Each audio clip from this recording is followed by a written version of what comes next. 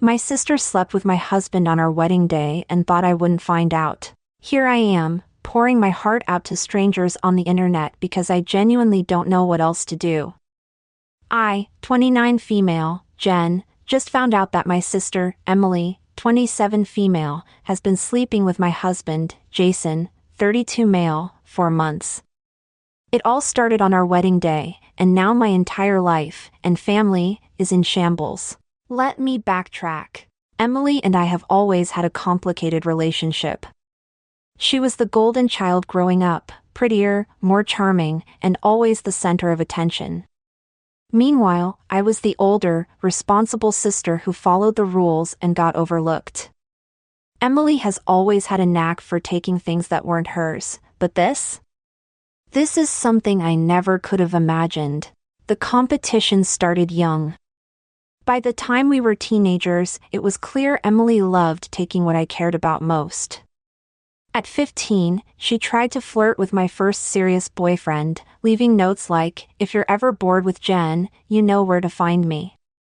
My parents laughed it off, saying she was just being playful. I thought I'd left those toxic games behind when I became an adult, but apparently, I was wrong. When I met Jason 5 years ago, I thought Emily would be different. She didn't seem interested in him at all at first, which was a relief.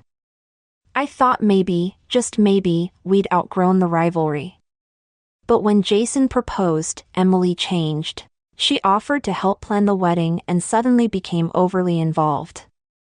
She texted Jason constantly about ideas, flirted with him in front of me, and made jokes like, "If Jenn ever gets cold feet, you know who to call." I brushed it off, telling myself she was just being her usual attention-seeking self. Jason laughed it off too, so I thought it was harmless. Fast forward to the wedding day. Everything seemed perfect. The ceremony went beautifully, and the reception was full of laughter and love. I had no idea that while I was dancing and celebrating, my husband and my sister were sneaking off together. The first sign something was wrong came a few weeks after the wedding. Jason started acting distant, constantly on his phone, leaving the room to take calls, and staying late at work more often than usual. I chalked it up to the stress of transitioning into married life, but something about it didn't sit right with me. Then, a few days ago, I noticed a strange notification on Jason's phone. Emily's name popped up with a fox emoji next to it. My stomach sank. Why would my sister be texting my husband, and why does my husband have her saved with a fox emoji next to her name? I tried to tell myself it was innocent, but curiosity got the better of me. I unlocked his phone and opened their message thread. What I found shattered me. The messages were explicit, there was no denying what was happening. Emily and Jason had started their affair on our wedding day, sneaking off during the reception while I was completely oblivious. The messages revealed it wasn't just a one-time thing, they'd been meeting regularly ever since. Emily had even sent him photos, and Jason had responded with things like, "You drive me crazy," and, "She'll never find out." I confronted Jason as soon as he got home. At first, he denied everything, but when I told him I'd seen the messages, he broke down and confessed. He tried to frame it as a mistake, saying he was overwhelmed and drunk at the wedding, but there's no excuse for what he did. I called Emily next. She didn't even try to deny it. Instead, she sobbed and said, "I didn't mean for it to go this far. Please, Jenn, don't ruin this for me." Ruin it for her?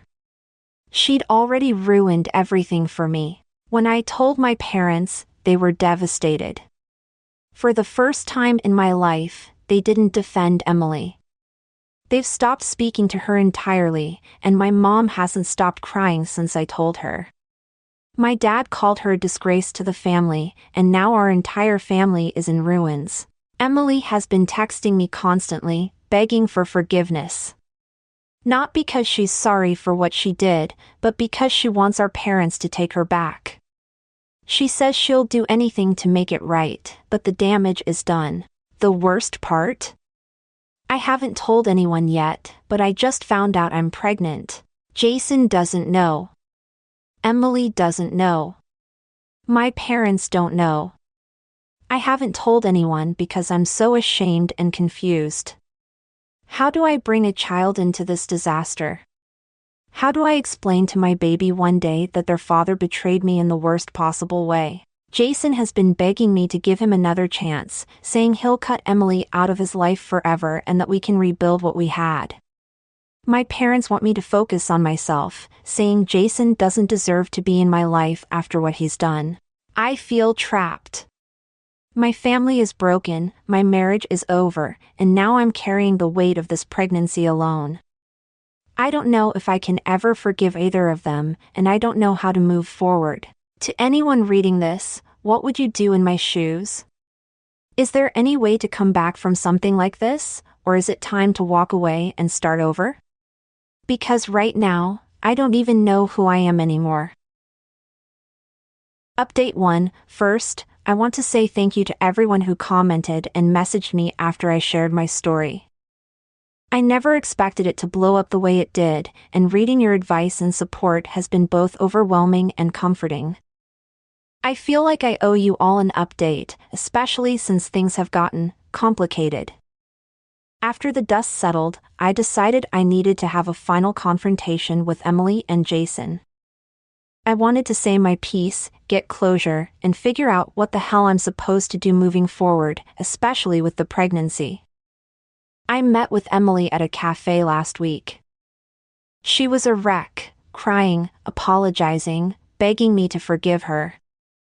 She kept saying, "I'll do anything to fix this, Jen. Please, I need my family back." It was honestly pathetic. I let her talk for a while before I told her exactly how I felt. I told her she'd spent her entire life taking things from me, my friends, my happiness, and now my husband. I told her she didn't just ruin my marriage, she shattered any trust or love I had left for her. Her response? She tried to blame Jason. She said he pursued her, that he'd always been flirty with her, and that she didn't know how to stop it. I couldn't believe what I was hearing. I asked her if she ever thought about me during all of this, if she ever considered what it would do to her sister. She just sobbed and said, "I didn't think you'd find out." That broke me. She wasn't sorry for what she did, she was sorry she got caught. I told her I didn't care if she spent the rest of her life groveling. I wasn't going to forgive her, and as far as I'm concerned, she's no longer my sister. Jason, of course, has been texting and calling nonstop, begging to meet in person. I finally agreed to see him because I needed to tell him about the pregnancy. When I told him I was pregnant, his face went pale. He asked if I was sure it was his, which was the most insulting thing he could have said. I told him that yes, it's his, but that doesn't mean I want him in my life. He started crying and went into this long speech about how he made a mistake and how he'll spend the rest of his life making it up to me. He promised to go to therapy, cut off all contact with Emily, and do whatever it takes to be a father to our child. But here's the thing, I don't believe him. He didn't just make a mistake, he made a series of conscious choices to betray me over and over again. He's only apologizing now because he got caught, not because he truly regrets what he did. I told him I need time to think about what kind of role, if any, I want him to have in my life or the baby's. For now, I've blocked his number and told him to leave me alone until I reach out. My parents are still not speaking to Emily, which is shocking, to say the least. My mom broke down crying when I told her I was pregnant and begged me not to let this ruin my life. She said she's proud of me for standing up for myself and that she'll support me no matter what I decide. My dad, on the other hand, is furious. He wants nothing to do with Emily and told me he's glad I cut her off.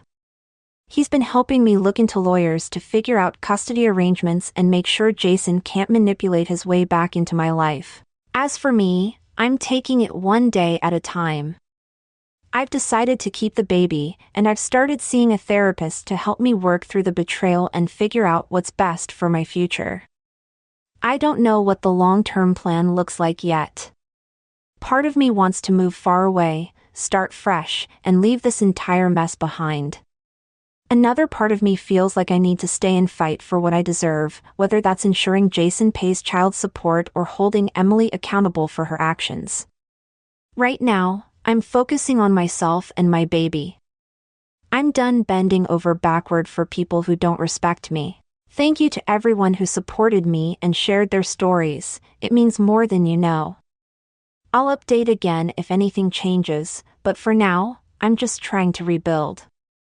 One piece at a time. Update 2. I know it's been a few months. I'm about 6 months into my pregnancy now and a lot is going on. Last week, Emily asked to meet with me again. At first, I didn't want to go. After everything she's done, the idea of hearing another sob story about how she's the victim made my stomach turn. But my mom convinced me, saying that Emily had been seeing a therapist and was trying to work through her issues. Against my better judgment, I agreed. When we met, Emily looked like a shell of herself, pale, tired, and far from the overly confident, attention-seeking person I grew up with. She didn't waste any time. As soon as we sat down, she apologized. Not just for sleeping with Jason, but for the years of tension and manipulation between us. She said something that caught me completely off guard. I've always felt like I wasn't enough next to you. Emily admitted that she's always seen me as the better sister, the one who was more responsible, more loved, more respected. She said that while I was achieving things in school and building a stable life, she felt like the screw-up, constantly compared to me by everyone, including herself. She said her actions weren't just about Jason, they were about trying to hurt me because of the resentment she's been carrying for years. I asked her why she didn't just talk to me about how she felt instead of sabotaging me at every turn. Her response? She didn't think I would care. She thought I'd brush her off or act like I was better than her. Hearing that broke something in me. Not because I feel sorry for her, I don't, but because I realized how deep her insecurities go. For years, I've blamed myself for not having a closer relationship with her, thinking I could have done more to bridge the gap. But the truth is, Emily never let me in. Instead of talking to me, she lashed out, and her actions have had devastating consequences. She told me she's been seeing a therapist and that she's trying to figure out why she's spent her whole life tearing me down instead of building herself up. She said she knows I have no reason to forgive her, but she hopes I'll at least give her a chance to prove she's trying to change. I could see the sincerity in her apology, but it doesn't erase what she did. Therapy or not, she destroyed my marriage and my trust in her. I told her that while I appreciate her efforts to take accountability, forgiveness isn't something I can offer right now, or maybe ever. Jason has been trying to weasel his way back into my life. After I told him about the pregnancy, he went into full damage control mode, saying he wants to step up and be a father. He's been sending flowers, writing letters, and even calling my parents to vouch for him. But I can't ignore the facts. He betrayed me in the worst possible way, not just once, but over months. Even if Emily manipulated him, and I'm sure she did, he made his own choices. He knew what he was doing, and he still chose to put his own desires above our marriage. Right now, I've told Jason he can only contact me through a lawyer. I'm working with an attorney to figure out custody arrangements and child support. I don't want him back in my life romantically, but I'm also not going to deny my child the chance to know their father, assuming Jason is willing to put in the effort and act responsibly. My parents are still heartbroken. They've been supportive of me, but the situation with Emily has torn them apart. My mom has started attending therapy herself to process the betrayal and figure out how to move forward with both of her daughters. She told me that while she loves Emily, she doesn't know if she can forgive her for what she's done to me. My dad, on the other hand, has cut Emily off completely. He refuses to speak to her, saying that what she did is unforgivable. I can see how much this is tearing my parents apart, and it hurts to know I'm at the center of it. As for me, I've decided to focus on myself and my baby. I've started therapy too, which has been a game changer. My therapist is helping me unpack years of resentment, self-doubt, and anger, not just toward Emily and Jason, but toward myself for always trying to keep the peace at my own expense. I haven't told many people about the pregnancy yet. I'm scared of the judgment and the questions, especially since the father is Jason. But I'm starting to feel more confident in my decision to keep the baby. This child isn't a product of betrayal, it's a part of me, and I'm determined to give them a happy, healthy life. Update 3, it's been 2 more months now, and I and the baby are very healthy and happy. Emily has been sending me regular updates about her therapy sessions and how she's trying to change. She's even written letters to my parents, apologizing for the pain she's caused. I can tell she's genuinely trying, but that doesn't mean I'm ready to let her back into my life. She told me she wants to earn back my trust and repair our relationship someday.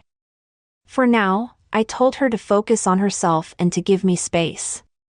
Maybe in the future, we can have some. I don't know what the future holds, but I'm learning to take it one day at a time. For now, my priority is my baby and my own healing. Emily and Jason made their choices, and now it's time for me to make mine.